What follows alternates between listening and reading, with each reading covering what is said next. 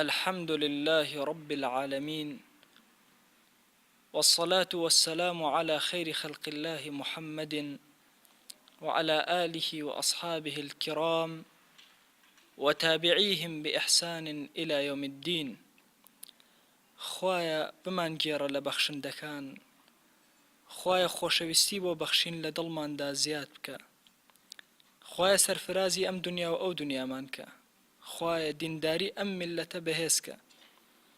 خوايا ئیسلام لە دڵی گەنجانماندا شیرین بکە. لەم زەمەنەی ئێمەدا خوا جەلە جەلالوه نیعمەتی زۆر گەورەی بەسەرا ڕژاندوون، نیعمەتی مادە و هەبوونی.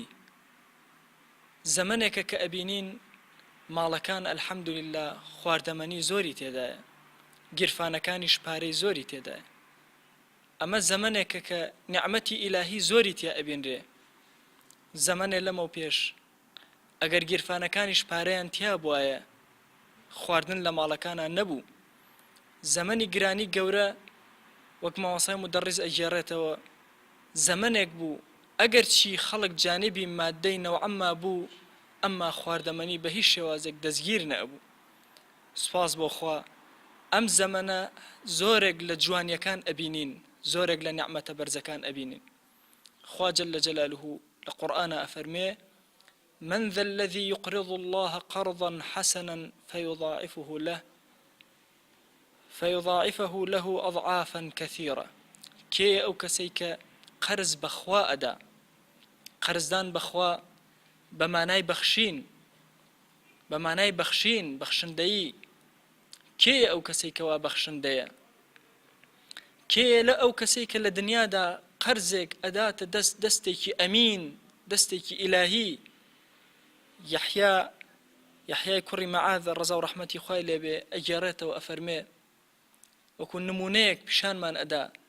ئەفەرمێ کەسی وا هەیە لە ڕۆژی قیامەتە کاتێکەوە بانگی ئەکەن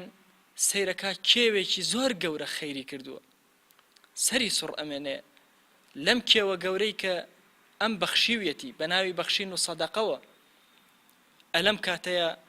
پرسیارەکە ئەمە کامە؟ پێی ئەڵێن ئەمە یەک دەنکە گەنمە کە تۆ بەخشیوتە، یەک دەنکە گەنم.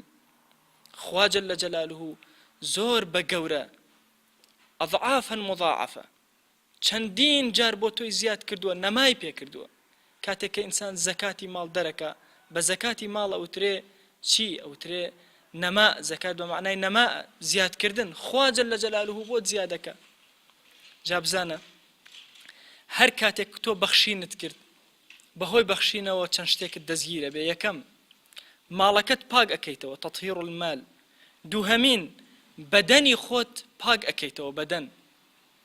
بزانە پێغەمبەری خوا صلی الله عليه وسلم ئەفەرمێ لە ماڵەکەیان سەدەقە وەرگرە، تطهیرهم وتزەکیهم، پاکیان ئەکاتەوە، خۆیان بەدەنیان پاک ئەکاتەوە، تەسکییان ئەکا. جا بزانە ئەمەیە سەدەقە. کاتێکەوە ئینسان بەخشی، دەستێکی گەورەی هەبوو لە بەخشینە، خوا جەلە جەلالوه هەم ماڵی پاک ئەکاتەوە، هەم بەدەنی دڵی پاک ئەکاتەوە، گوناهی ناهێڵێ. سێهەمین دانە، بەڵاو مصیبەتەکان زۆر کات کە تووشی ئینسانە بێ، سەدەقە لای ئەبە.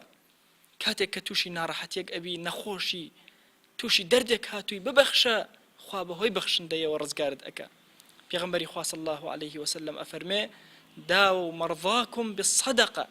مداوات و دەوای نەخۆشەکانتان بکەن بەهۆی بەخشینەوە، ببەخشە با ڕزگارت ببێ، با جەستەیەکی ساغت ببێ. بزانە ئەو کەسێک کە تووشی ناڕەحەتێک هاتووی، ببەخشین ڕزگارت ئەبێ. لە سەرووی ئەمانەشەوە تۆ بەبەخشین دڵی کەسێکی فەقیر خۆشەکەیت. ئەمە زۆر گەورەیە بۆ ئینسان، کاتێ بتوانێ دڵی هاوشانێکی خۆی، هاوزمانێکی خۆی، ئینسانێک وەکو خۆی خۆش بکات بە سەدەقەیەک. چەند مهمە فەقیرێک نەدار نەبوو، تۆ کاتێک کەوا پێی ئەبەخشی، دەرویەکی گەورە، فەرەحێکی گەورە ڕوو ئەکاتە ئەم ماڵ و مناڵە فەقیرە. چەند سیفەتێکی گەورەیە کە ئینسان بتوانێ لە خۆیان جێبەجێکە. کە پێغەمبەری خوا صلی الله عليه وسلم ئەفەرمێ لە ئەفضەلی ئەعمال بریتێ لەوە ئیدخال السرور في قلب المؤمن، ئەوەیە سرور و خۆشەویستی، خۆشی بخەیتە ناو دڵ و دەرونی کەسێکەوە کە ئیماندار بێ. پێنجەمین دانە و کۆتا ئەوەیە کە سەدەقە و بەخشین بەرەکەت ئەخاتە ناو ماڵەوە بەرەکەتێک کە تۆ تەوەقوع ناکەی ئەفەرمێ وما أنفقتم من شيء فهو يخلفه تۆ هەر شتێ ببەخشی خوا جەل جەلالوه ئەی خاتەوە شوێنی نەترسی پێغەمبەری خوا صلی الله عليه وسلم سێ جار سوێنە خوا پێغەمبەری خوا صلی الله عليه وسلم پێش ئەوەی مؤمن بێ پێش ئەوەی پێغەمبەر بێ پێش ئەوە صادق الأمین بووە ئەم کەسە صادق الوعدە وعد بە تۆ ئەدا سێ جار سوێنت بۆ ئەخوا کە ماڵ لە سەدەقە کەم ناکە بە بیلال ئەفەرمێ ئەی بیلال ئەنفق یا بیلال ولا تخشى من ذي العرش إقلالا ئەی بیلال ببەخشە نەترسی خاوەن عەرش بۆت کەم ناکاتەوە بۆت زیادەکە وعدی رسول الله صلى الله عليه وسلم ئێمە ئەبێ زۆر ثقەمان بە وعدی پێغەمبەری خوا بێ صلى الله عليه وسلم کە بزانین ماڵەکان بەبەخشین زیاتر دێتەوە جێگەی زانایان ئەفەرمون ئەگەر غەیری ئەم فەزڵانەش هیچ فەزلێک نەبێ بزانە یەک فەزڵی هەبێ بەخشین بەستە ئەویش دوعای فەقیرەکانە ئای چەند جار ئینسان کە خۆشیێک ئەخاتە ناو دڵی کەسێکی فەقیری ئیماندارەوە کە چاوەکانی بەرزەکاتەوە بۆ لای ڕەب العالەمین یا ڕەب خوای ئەم کەسە بوو بە سەبەبی ئەوەی خۆشیێک بخاتە دڵم خۆشی بخەرە دڵی خۆشی ئەکەوێتە ناو دڵ ئەگەر بەس دوعای فەقیرانت هەبێ عولەما فەرمون بەسە بۆ ئەوەی ئینسان هەرچی هەیەتی بیبەخشێ ببەخشێ لە پێناوی خوایە اینجا بزانە ئەو کەسێک کە تۆ فەقیری وها نەزانی بەخشین تەنها بۆ دەوڵەمەندە نا بەخشین کەسی فەقیریش ئەگرێتەوە دیقەتی ئەم فەرمودەی رسول الله بدە صلى الله عليه وسلم ئەفەرمێ سبق درهم 100 درهم یەک درهم پێش 100 درهمی دایەوە چۆن بزانە لە ڕیوایەتێکە ئەفەرمێ 100,000 درهم 100,000 درهم یەک درهم پێش 100,000 درهمە داتەوە چۆن ئەفەرمێ ئەو کەسەی کە درهمەکە بەخشێ تەنها 2 درهمی هەیە ئەو کەسەی کە 100,000 درهمە بەخشێ زۆری هەیە مەلاین درهمی هەیە جا بزانە ئەی کەسی فەقیر ئەتوانی پێش دەوڵەمەندەکان بدەیتەوە بە بەخشین ئەی ئەو کەسێک کەوا کرێکارێکی 20,000 هەیە بڕیار بدە بەرنامەیە بۆ ژیانی خۆت دانێ 1000 دیناری بکەرە خەیر تۆ 21 ماڵەکەت کردووە بە خەیر ئەگەر کەسێ 20 دەفتەری هەبێ دەفتەرێ بکاتە خەیر اینجا ئەگاتە ڕوتبەی ئەو کەسەی کەوا 20,000 هەیە و 1000 ئەکاتە خەیر جا بزانە اینجا لەوە ئەچێت تۆ کەسە دەوڵەمەندەکە 21 ماڵی نەتوانێ بکاتە خەیر ئەما تۆ کەسێکی فەقیر و ئازا ئەتوانی 21 ماڵت بکەیتە خەیر پێش دەوڵەمەندەکان بدەیتەوە لە بەخشین و لە سەدەقەیە پێغەمبەری خوا صلی الله عليه وسلم یەکێک لە جارەکان سەلەمە ئەگێڕێتەوە ئەفەرمێ ڕەنگی زۆر گۆڕە ئەڵێ ترسام کە پێغەمبەری خوا صلی الله عليه وسلم زۆر نەخۆش بێ ئەڵێ زۆر غەمم بوو ئەڵێ کاتێک کە پرسیارم لێ کرد پێغەمبەری خوا صلی الله عليه وسلم فەرمووی